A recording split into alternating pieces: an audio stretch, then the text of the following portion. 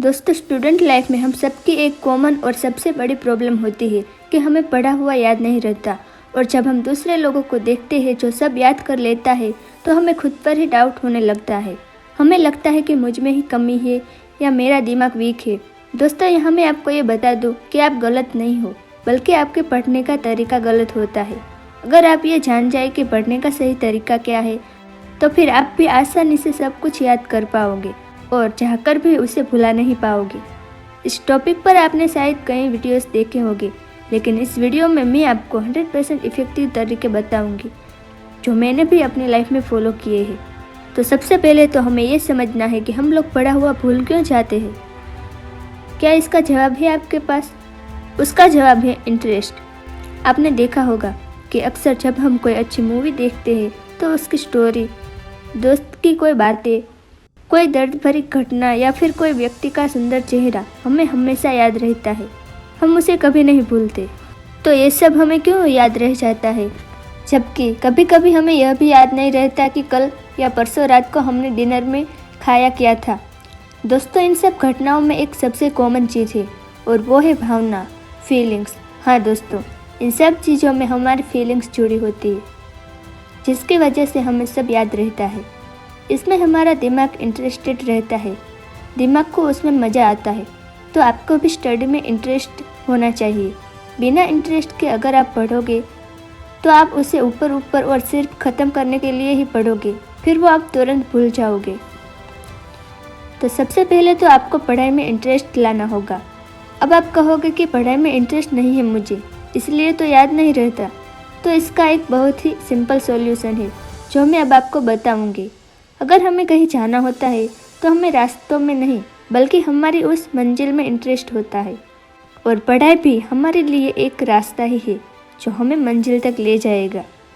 तो उसके लिए तो सबसे पहले आपको अपनी मंजिल डिसाइड करना होगा, मतलब कि उस वजह को ढूंढो जिसके लिए आप पढ़ रहे हो।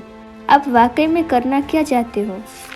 इस तरह पढ़ाई आपकी भावनाओं के साथ जुड़ जाएगी और उसे पाने के लिए आप जी जान से मेहनत करेंगे, इंटरेस्ट के साथ। तो सबसे पहले अपना गोल डिसाइड करिए। दोस्तों, एक महान साइंटिस्ट विल्फ्रेडो पेरेटो ने एक रूल बताया है, 80-20% का रूल। इसका मतलब है कि इस दुनिया में 20% एफर्ट्स का हमें 80% रिजल्ट मिलता है। दुनिया की 80% प्रोडक्शन इस दुनिया की 20% खेतों में होती है। इस दुनिया की 80% बारिश दुनिया के 20% जगह पे होती है। इस दुनिया की 80% संपत्ति इस दुनिया के 20% लोगों के पास है। इसी तरह ये नियम हमारी पढ़ाई में भी अप्लाई होता है। आपके 80% मार्क्स आपकी पढ़ाई के 20% हिस्से में से आ सकते हैं। तो आपको वो जो मोस्ट इम्पोर्टेंट 20% कंटेंट है वही पढ़ना है, ज़्यादा नहीं पढ़ना है। और एक 20% आपके सिलेबस का बहुत ही कम है, तो इसे बहुत अच्छी तरह ध्यान से पढ़िए। तो ये था हमारा सेकंड पॉइंट, कम पढ़ो पर इफ़ेक्टिवली पढ़ो। दोस्तों, कभी कभी हम ये गलती करते हैं कि सब कुछ पढ़ते हैं और फिर हमें जो इम्पोर्टेंट होता है वो भी याद नहीं रहता। मेरे शुरुआत की स्टडी में मैंने भी ये गलती की थी। फिर मैं समझ गई और जो भी मैंने पढ़ा हुआ था उसी को मैं रिवाइज़ करती रहती थी। मतलब कि एग्ज़ाम आने तक नया भले ही पढ़ो, पर जब एग्ज़ाम देने जाओ तो जितना भी पढ़ा है उसे रिवाइज़ ज़रूर करो। अगर रिवाइज़ करने का टाइम नहीं है तो कुछ नया कभी मत पढ़ो। कुछ भी मत पढ़ो, पहले उसे रिवीजन करके उसको पूरा करो और फिर जो समय बचता है उसमें कुछ नया पढ़ो। तीसरा पॉइंट है पढ़ने का समय।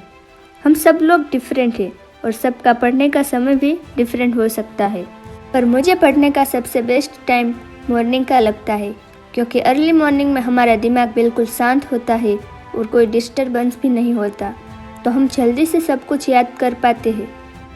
इस समय हम इफ़ेक्टिव स्टडी कर पाते हैं।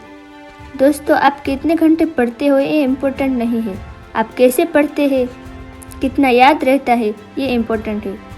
मेरा मानना है कि सुबह सुबह आपका कंसंट्रेशन का लेवल हाई होता है और एटमॉस्फेयर भी बिल्कुल शांत होता है। तो सुबह की गई 3 घंटे की पढ़ाई भी दिन में की जाने वाली 5 घंटे की पढ़ाई से बेटर है, क्योंकि सुबह आपका दिमाग ज़्यादा एक्टिव होता है।